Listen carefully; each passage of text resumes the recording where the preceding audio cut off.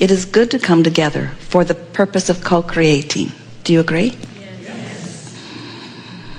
Taking thought beyond that which it has been before, adding to the expanse of the universe, fulfilling your reason for being, focusing from the perspective of who you really are, coming into vibrational alignment with that which is really you, focusing with others who are also exploring the contrast for the purpose of arriving at new decisions about what you want, recognizing that the new decision is out there in a new frequency that you're not accustomed to, but knowing it because you can tell by the way you feel that you're not vibrationally up to speed with it yet, recognizing it by utilizing your knowledge of your own guidance system, your emotional basis that lets you know the vibrational frequency of the source energy part of you that you've just expanded to, that the human part of you is not yet caught up with.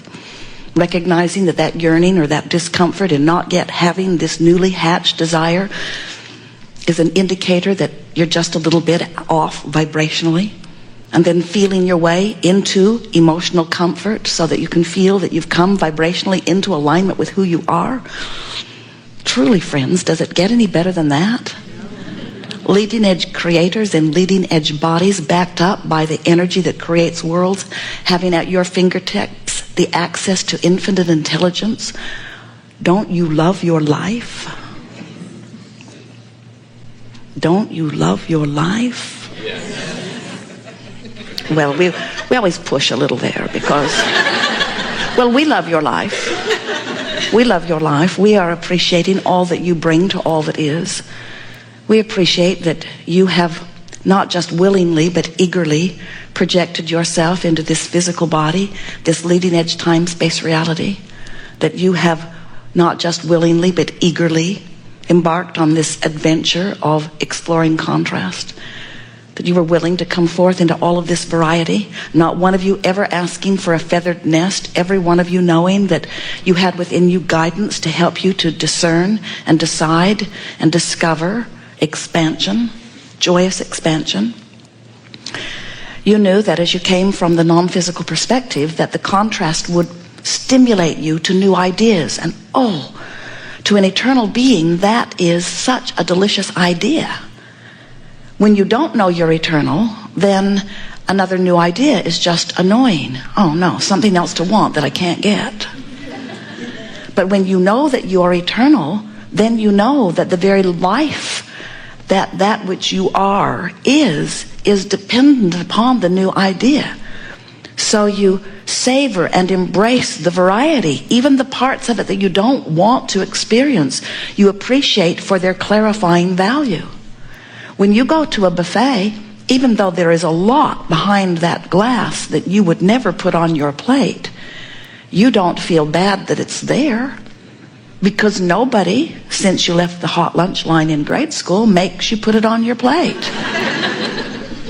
In other words, you know that you can choose. You don't stand behind that glass and say to the nice people behind the counter, I don't want that, and I don't want that, and what in the world is that doing there? I can't imagine anybody ever eating that.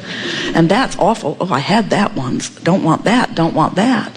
And that nice person would eventually say, it might go better if you tell me what you do want. What is it that you would like on your plate? And that's the way you all felt as you came into this physical experience. Not one of you was concerned about being exposed to unwanted things, because you knew that there was no power of assertion. You knew no one could put that stuff into your experience, that you would be choosing it all.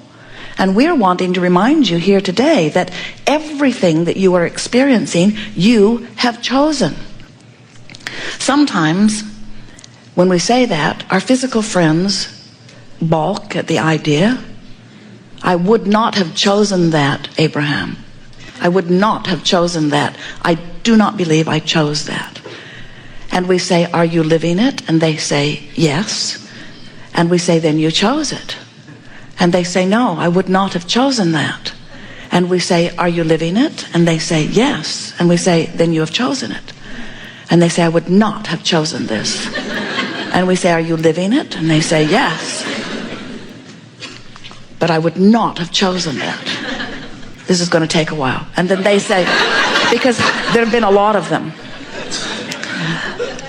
And then we acknowledge that that must mean that you are choosing things without knowing you're doing it, which must mean you don't know how you're making your choices. And humans say, it's clear to me how I make my choices. I look at things I want and I say, yes, I choose you. And I look at things I don't want and I say, no, I don't choose you. And we say, now we understand what's going wrong. Because when you say yes to something, your attention to it invites it into your experience. When you say no to something, your attention to it invites it into your experience. And what we think is so interesting about so many of our physical human friends is that more of them are spending more time pointing at and talking about what they don't want than they are talking about what they do want, which is the reason that so many humans have literally separated themselves, too strong of word, but we want to make a strong point, have separated themselves from who they really are. You never know more clearly what you do want than when you know what you don't want. When you know clearly what you do want, the source energy part of you turns its undivided attention to that new conclusion and that new decision. And in that moment, the universe through you has expanded into yet an improved place. But most of you, bless your hearts, don't ride that rocket of desire. Most of you don't go with that expansion. Most of you stand in this place of defending why you need or want something better. You say, as if you were pleading to your mother, you did that when you were little, I need it, I really need it. Mother, I really want this. Well, we all want things, son. You don't get what you want. Many mothers say that, misguided beings that they are. You don't get what you want. Well, I need it. Oh, well, that's different. How badly do you need it? I will die if I don't have it. As you plead your neediest cases, that's when Congress puts the money there. That's when your mother gives up the goods. That's when people who are weary of your complaining cave in and say, all right, take the car. But we're wanting you to understand that even though humans may cave in to your negative demands or pleading, the universe never ever gives you what you want when you're beating the drum of what you don't want. Every time you are justifying how much you need something, you are vibrationally preventing yourself from having what you want. You cannot offer the frequency of need and desire at the same time. You cannot be a vibrational match to what you want and its absence at the same time. More often than not, when you have been without something that you want for a while, when you talk about it, you usually talk about it from your disappointed place of not yet having it. And what we want you to come to remember as a result of our conversation here today is that that disappointment that you feel is your indicator about which end of the stick you are vibrating on. Because every subject is two subjects, what you want and lack of it. So, for example, let's say that you go to your mailbox, you have a pile of bills, you have that sick feeling in your stomach because you know you have overspent, you have more to pay than you have money with which to pay it, at least right now. And you are disappointed, maybe even fearful. You are really uneasy. And you sit to contemplate your bills, and you begin a dialogue, maybe with someone in the room, maybe in your own mind, and you say things like, I don't have enough money. Now, someone watching you from another human perspective might very well say, good for you for facing up to where you are and telling the truth about your financial plight. We would say, if you keep talking about where you are, you can't move to a more prosperous place. Every time you beat the drum of not enough money, not enough money, not enough money, even though there are piles of money waiting for you in vibrational escrow, because you've put them there every time you've asked, every time you've wanted something, every time you've felt disappointment about not enough money, you've asked for more, and the universe has lined up circumstances and events to provide it for you. But as you talk about not enough money, as you continue to carry on that dialogue that continues to cause you to feel fear or disappointment, you hold yourself in a vibration apart from the very money you've asked for. So then that's why, as we say to you, ask, and it is given. In fact, we are so sure of that, we've written a book, the best book ever written, with the best title ever given to a book. We love the title because the title tells you the whole story. When you ask, it is given. And then our human friends say, well, then where is my stuff? If I have been asking, and I know I have, and Source has been giving, and you say Source has, then where is what I've been asking for? Because it is not showing up in my experience. And we say, it is showing up in your vibrational experience, but you are preventing it from having manifestation right in front of you because you are so determined to justify why you need your stuff. You're still beating the drum of where's my stuff? Where's my stuff? How come he's got stuff? I don't have any stuff. Where did he get all his stuff? It's not fair that he got all that stuff. I want more stuff. I need more stuff. I want more stuff. I need more stuff. I don't have enough stuff. It isn't fair that I don't have enough stuff. I'm going to join a club. People with not enough stuff. Do you want to join my club? We'll get together and we'll talk about how we don't have enough stuff, and we'll complain about not having enough stuff, and even more, we will complain about the people that have more stuff. Because it's wrong that they have all that stuff. There must be something wrong with the system. There must be something wrong. Why does he get the stuff and we don't get the stuff? Are you with me? He's got the stuff. We don't have any stuff. What are we going to do about them with the stuff? Oh, let's pass some laws. Let's pass some laws, because there are a lot more of us that don't have stuff than those that do have stuff. So let's get together and we'll pass some laws, and we'll take their stuff away from them, and we'll spread it out among us that don't have any stuff. We've got the votes. Let's do it. So the laws are passed.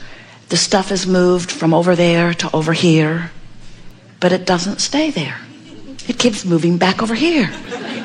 Well, we'll take more of their stuff and we'll move it over here, but it doesn't stay there. Because when you're beating the drum of not enough stuff, there are not enough laws or actions in the world to compensate for your vibration of resistance of the abundance that you are asking for.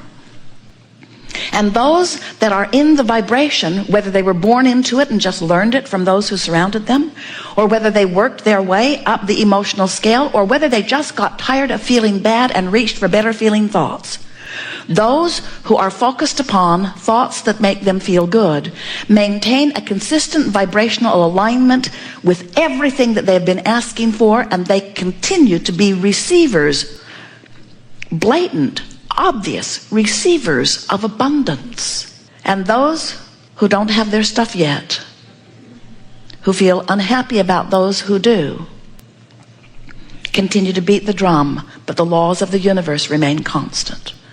You cannot buck the current of law of attraction. Law of attraction says that which is likened to itself is drawn. And if you feel poor, abundance cannot come to you, not because you don't want it, and not because you don't deserve it, and not because someone else is keeping it away from you, but because you have developed a habit of thought that offers a frequency that is on the end of the stick of lack of money rather than on the end of the stick of money. So no matter what it is that is the subject of your desire, you must find a way of becoming a vibrational match to this true subject of your desire. You cannot set your radio dial on 6:30 a.m. and hear what's being broadcast on 98.7 FM. The frequencies have to match up. And if they don't match up, then you don't get the message. You don't get the stuff. You don't live the experience. So what we notice is happening with most of our physical friends is that because you are so completely absorbed into your physical experience, and that is a good thing, and you are so good at viewing it through your eyes, through your ears, through your nose, through your fingertips, through your tongue, as you are devouring the details of your time-space reality, most of the vibration that you offer is because of what you are observing. When you give your attention to something, it's already offering a vibration. And if you give it your attention for as little as 17 seconds, you activate the vibration of the subject of your interest within your own vibrational pattern.